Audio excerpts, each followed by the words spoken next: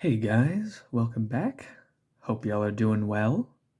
Today I want to talk to you guys about discipline in arm wrestling. Now, this is something that I see around quite often, usually in more casual spaces like Reddit and Facebook, which I venture onto far too often, and even from my closer friends in my real life. Um, I'm sure some of you may have had this example in your sphere of friends outside of arm wrestling. I have no doubt that you're probably like the workout guy or something similar. People uh, recognize that you go to the gym very often, and my friends do as well. So every now and again, I'll get a person coming up to me and they'll ask me like, or they'll comment something to the effect of, "Wow, I find it so impressive that you get up as early in the morning as you do and go to the gym like every day and you train so hard and you've been doing it for so long. You must be incredibly disciplined." And I have to look at them when they comment that to me and say, "No, I'm not. I really am not disciplined." And that often shocks them. I think that in the fitness space in general, but even in a niche sport like arm wrestling, we all kind of get confused on what discipline means, and we conflate it to mean things that it doesn't. Discipline, by and large, is defined as you doing something that you don't want to do because it serves you in the sense of pushing you towards a larger goal. Now, as someone who loves arm wrestling, who loves training, loves going to the gym, none of these things require discipline for me to do. And I'm sure that's the case with many of you. It's just that in spaces that are kind of disconnected from fitness, disconnected from arm wrestling, these are not seen as like hobby activities. Everyone engages in fitness to some degree. Some of us, like arm wrestlers, we choose to compete in the sport. And you only ever do something like that, take fitness to that next level, if you really have a love for it. But many people, your average person, really doesn't like working out. It's hard and it sucks and it makes you feel like you're out of breath and you're exhausted. So it's very hard for them to see, like, oh, this is just actually something that I have a great deal of enjoyment for. This gets me out of bed. Like if you told them, if you told an avid reader, oh, you have to get up at 6 a.m. to read your favorite book, they're like, have to? You mean I get to, right? Because they enjoy that process. So, in the same way, we should not conflate doing something that we love to do, that we like to do, as an example of us acting in a disciplined way. And I think a lot of us, and myself included, so many of us in the fitness space, we like to kind of run with that, right? To just accept when people say, "Oh, you must be so disciplined," and just kind of puff our chest and be like, "Yes, why, yes, I am," and just take the compliment and act like we're this ascendant being of infinite discipline. Now, I do think that fitness does foster an incredible amount of discipline, or it can, depending on how you take your approach to it. And that's somewhat of what I want to talk about today. But I don't think that just in and of itself, fitness inspires any more discipline than any other hobby. And the same goes for arm wrestling. It really doesn't uh, inspire discipline even compared to other strength sports or other performance sports. Uh, Even powerlifting. Take powerlifting compared to arm wrestling. They have a far higher demand of central nervous system fatigue than we do. So that's not something that that any of us, any arm wrestler would have to have pushed through, would have to get up in the morning when they feel like their entire head is in a fog and their limbs just feel like sludge. That's not something that we've had to put up with. And then even take bodybuilding. Okay, you can say what you want about it, that it's pageantry, whatever, but competition dieting is probably one of the hardest things that there is in the fitness world. And it's not something that we as arm wrestlers really have to do.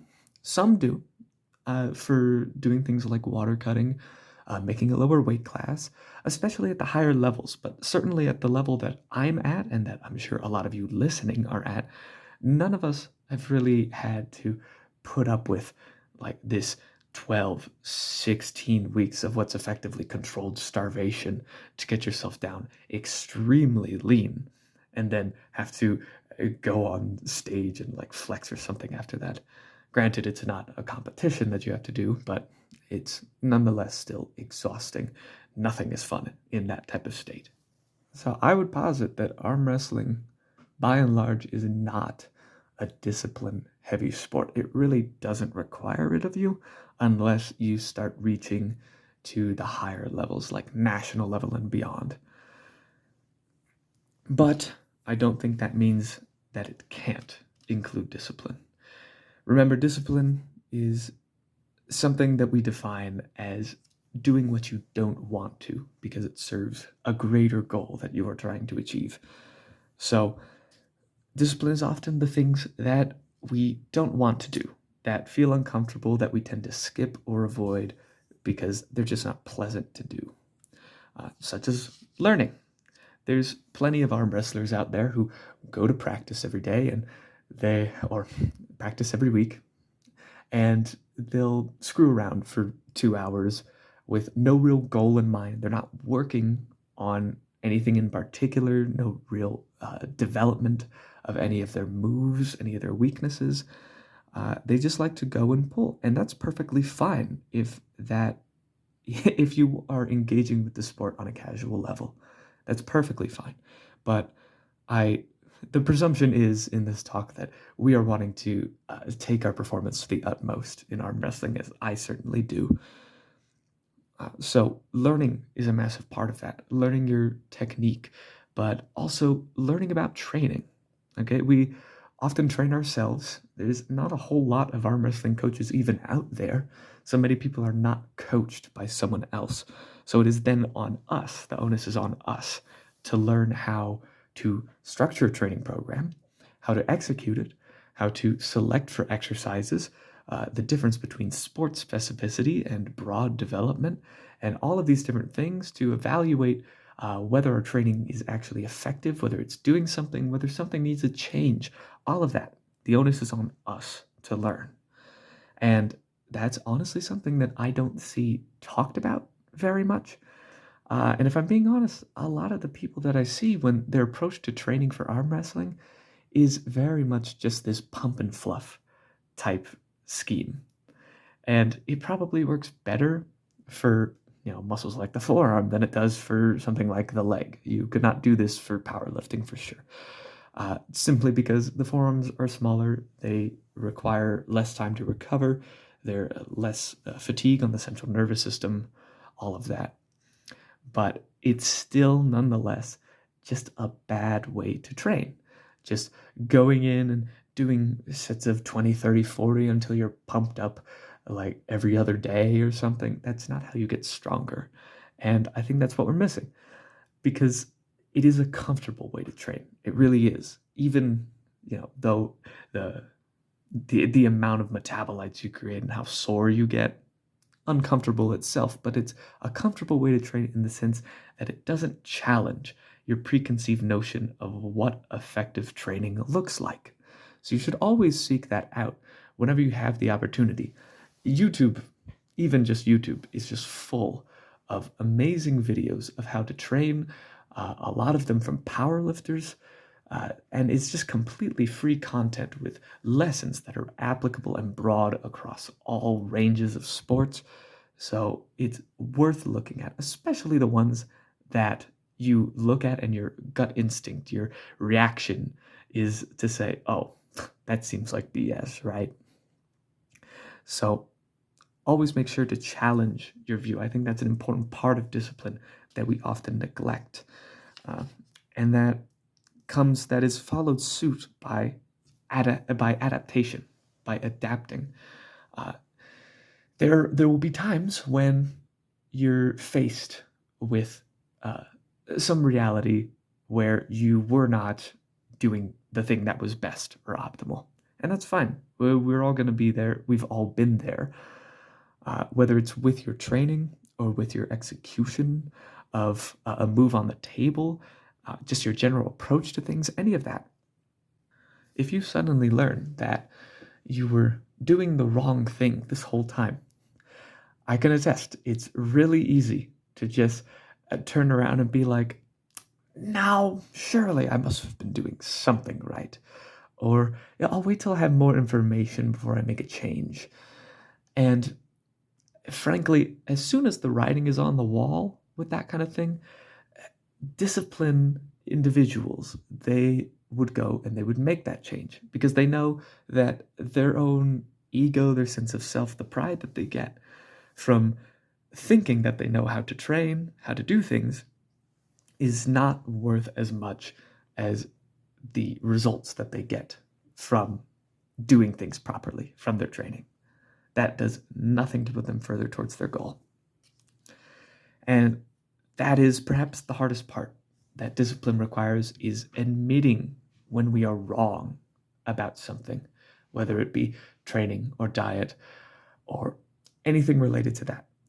The hardest part is realizing that we've been spending time doing things that were not the best for us. And you see it all the time when it comes to arm wrestling. We have the highest proclivity to turn around and be like, well, it's been working, hasn't it? Or you just don't understand, or, this isn't for specificity, this is for strength training, or justifying it by clinging on to the kind of weird, amorphous ways in which we arm wrestle, and how that individual variance between people, and clinging on to this in the hopes that we could somehow better justify the things that we are doing incorrectly, rather than trying to take the bias out of our training. But the fact of the matter is that when it comes to viewing ourselves, we will always be biased towards ourselves. And discipline is a way, a method to try to eliminate that as much as is humanly possible. We'll never be able to fully get rid of it. That's just not something that we can practically do. But it is a way to try to examine ourselves in the most objective way. And that's why, as bad as it sounds in a vacuum, it is better to be harsh with ourselves, to be cautious with the things that we boast about, or the claims that we can do, to at least be to be hesitant when it comes to thinking highly of ourselves, that we've got it all figured out. Because as soon as we do, then we stop looking at things critically. We stop trying to learn. We stop trying to get better. And that will be the most detrimental thing to our development, more than anything else. And I certainly don't want to come off here as sounding holier than thou. This is all stuff that I'm repeating to myself as well, because oftentimes I fall victim to these things. I made this list as I reflected on my own shortcomings throughout my training career, the times when I held on too long to a program or to a way of doing things. And each time I do, I try my very best to vow that I will not do this again. But inevitably, we're human. We're going to falter. And that's all right, as long as we do our best to prevent it in the future and to make it last a little less long next time. So I hope you guys enjoyed, and I hope you have a good day. Take care.